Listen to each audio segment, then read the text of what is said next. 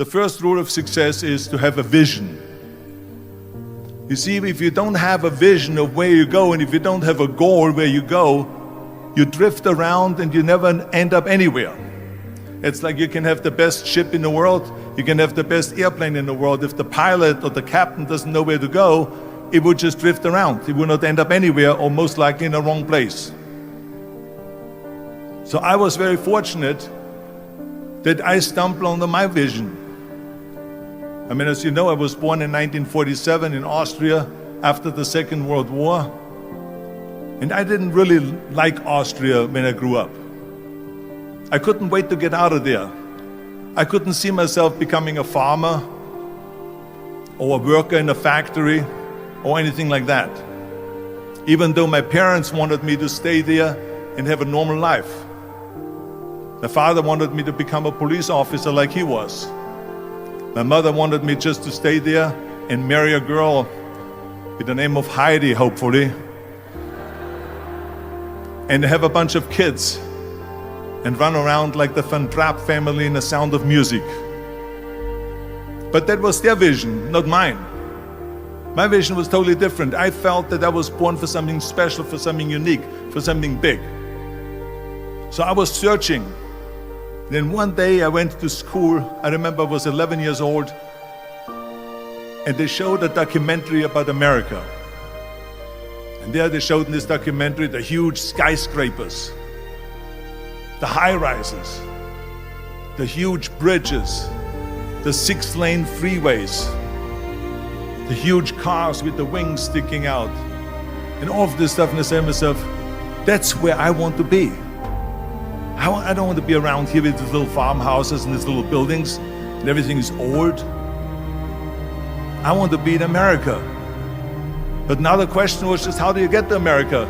In those days, it was a very expensive trip. It's not like today. So again, I was very fortunate that one day after school, I walked by a store in Graz, which was called Brühl. And it was the only store that really sold kind of American stuff. So one day, they had jeans there, American jeans. And then they had the Bullwalker. And then they had an expander, and some barbells and some dumbbells and an exercise bench in the window. So I went inside and I looked around and I looked at this stuff, and then I saw a magazine. I saw a bodybuilding magazine that had Reg Park on the cover. Reg Park was then a 3-time Mr. Universe. And I saw him on the big screen as Hercules. And on the cover it said, how Reg Park, Mr. Universe, became the Hercules star. That's what the cover story was all about. So I looked at the cover and I said to myself, I got to get this magazine. So I bought the magazine, I took it home and I read it over and over from the front page to the back. It had everything in there, how he trained, how he was working out in Leeds, England, in a factory town, how he worked out every day for 3-4 hours and became the strongest man of Europe, and how he won Mr. Europe and Mr. Great Britain, and then eventually Mr. Universe. And how he won the second Mr. Universe and the third Mr. Universe.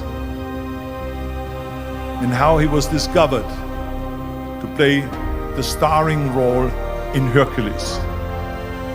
I read that and I said to myself, wow, this is the blueprint for my life. This is exactly what I want to do. I want to become a bodybuilding champion just like Reg Park. I want to get into movies just like Reg Park. And I want to make millions of dollars and be rich and famous. You know how great it felt that I knew where I was going? Imagine the majority of people don't know where they're going. I knew where I was going, that I'm going to become this bodybuilding champion just like him. So it was just a question of, how do you do it? I was so relieved, because when you have a goal, when you have a vision, everything becomes easy.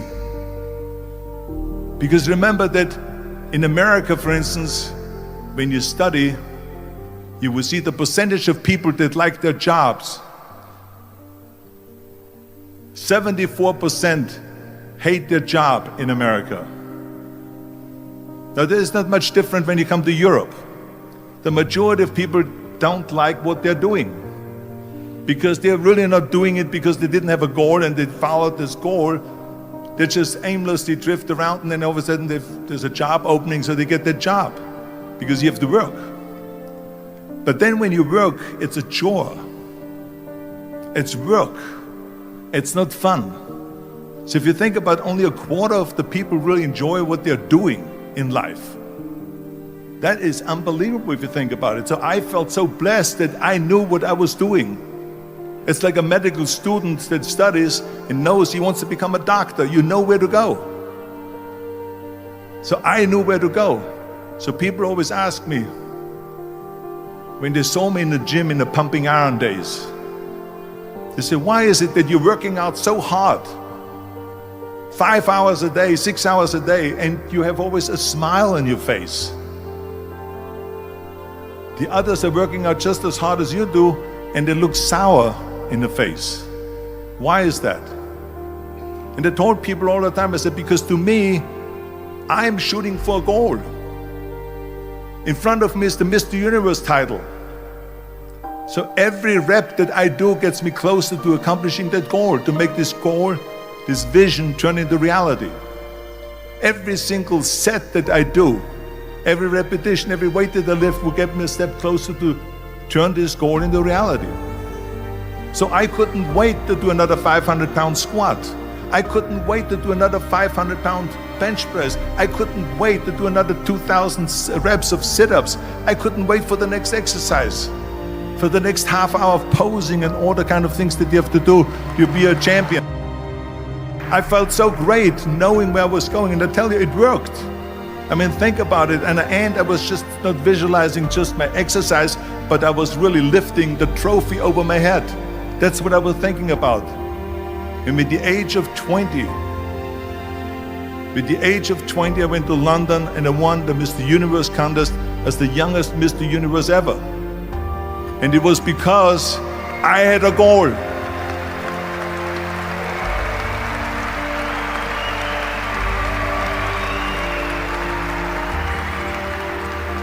And this is no different than anything else, what I'm talking about. This is not just about bodybuilding. It was the same in acting.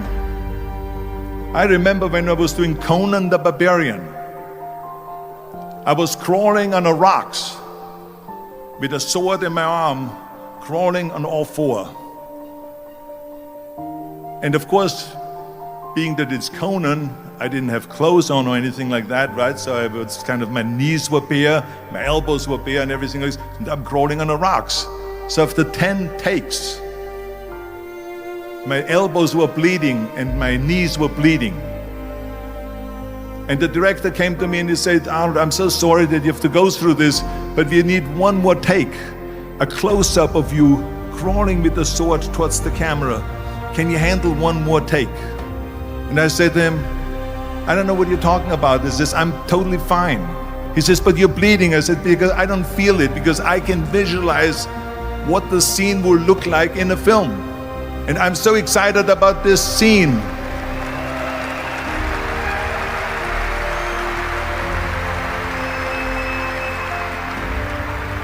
I was visualizing crawling up behind Thulsa Doom, which was played by James Earl Jones. Crawling up behind Thulsa Doom with the sword slowly, and then rising up behind him and whack, cutting his head off. And the head spins in the air, slowly with blood all over the place, and slowly falls down the steps and rolls down the steps. And his body slowly falls sideways. That was what I was visualizing, and that was very important because he, in the movie, killed my parents, killed Conan's parents. And that was revenge. And he always said that flesh is stronger than steel. And I wanted to prove to him that no, steel is stronger than flesh. And so I had this in my mind. And so this is why it didn't matter if I had to do another 50 takes or 100 takes, no matter how much I bleed on my elbows or my knees.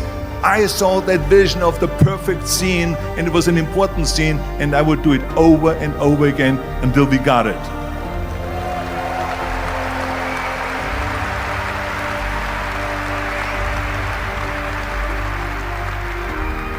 And the same thing is also in politics.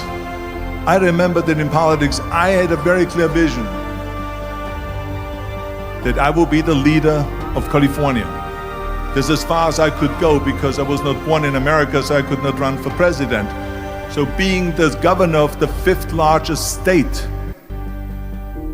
the largest state, the fifth largest economy in the world, was for me really the ultimate title, the ultimate accomplishment in politics. So even though people came up to me and says, why don't you go and run for something smaller, you're never gonna make it. I ran for governor, and then 2 months later I became governor of the state of California. Again, because I had a very clear vision what I'm gonna do with California. So let me tell you something, visualizing a goal and going after it makes it fun. You got to have a purpose no matter what you do in life. You got to have a purpose. So that's rule number one, have a vision.